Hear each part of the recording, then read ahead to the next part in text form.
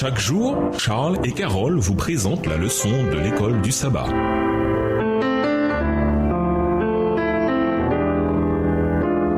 Bienvenue à votre émission. Dieu nous parle. Voilà la leçon de dimanche, rapproché en Christ. Comparons Éphésiens 2, les versets 1 à 3, la première description que fait Paul du passé non-juif de ses destinataires, et Éphésiens 2, les versets 11 et 12. Sur quoi met-il l'accent dans cette nouvelle description? Éphésiens 2, les versets 1 à 3. Vous étiez morts par vos offenses et par vos péchés, dans lesquels vous marchiez autrefois selon le train de ce monde, selon le prince de la puissance de l'air, de l'esprit qui agit maintenant dans les fils de la rébellion. Nous tous aussi, nous étions de leur nombre, et nous vivions autrefois selon les convoitises de notre chair, accomplissant les volontés de la chair et de nos pensées. Et nous étions par nature des enfants de colère, comme les autres. Éphésiens 2, les versets 11 et 12. C'est pourquoi vous, autrefois païens dans la chair, appelés incirconcis par ceux qu'on appelle circoncis, et qui le sont en la chair par la main de l'homme. Souvenez-vous que vous étiez en ce temps-là sans Christ, privés du droit de cité en Israël, étrangers aux alliances de la promesse, sans espérance et sans Dieu dans le monde. Les non-juifs qui croyaient à présent en Christ et qui étaient donc des membres de son corps, l'Église était autrefois totalement séparée d'Israël et du salut offert par Dieu. Paul juge important qu'ils se souviennent, Éphésiens 2, le verset 11, de ce passé. Ils étaient alors sans Christ, loin le Messie d'Israël. Ils étaient exclus du droit de cité en Israël, dans la version second 21. Et ils étaient étrangers aux alliances de la promesse, dans la version second 21. Inconscients des promesses de salut que Dieu avait offerte tout au long de l'histoire du salut. Cette séparation d'avec Israël et du salut offert à travers Israël signifiait qu'autrefois, ils étaient sans espérance et sans Dieu dans le monde. Éphésiens 2, le verset 12. En outre, dans leur expérience passée, les non-juifs étaient pris dans une querelle monumentale avec les juifs. Paul donne une idée de cette haine tenace en parlant de l'un de ses symptômes, les injures. Les juifs parlaient des non-juifs avec dérision en disant les incirconcis, et les non-juifs, quant à eux, parlaient des juifs avec le même mépris en disant les circoncis. Éphésiens 2, verset 11. Éphésiens 2, le verset 13, cependant, renvoie à présent à quelque chose de radicalement différent. Paul écrit, mais maintenant, en Jésus-Christ, vous qui autrefois étiez loin, vous êtes devenus proches par le sang du Christ.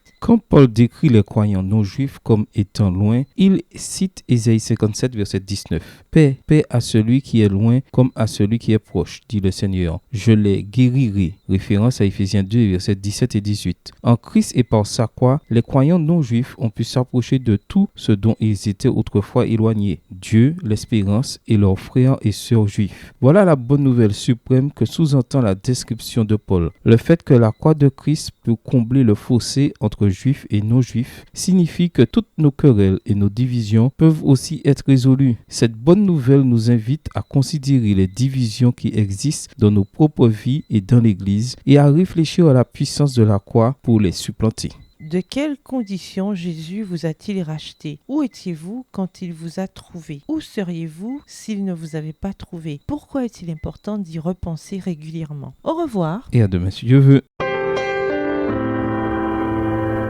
Dieu nous parle. Chaque jour, Charles et Carole vous présentent la leçon de l'école du sabbat.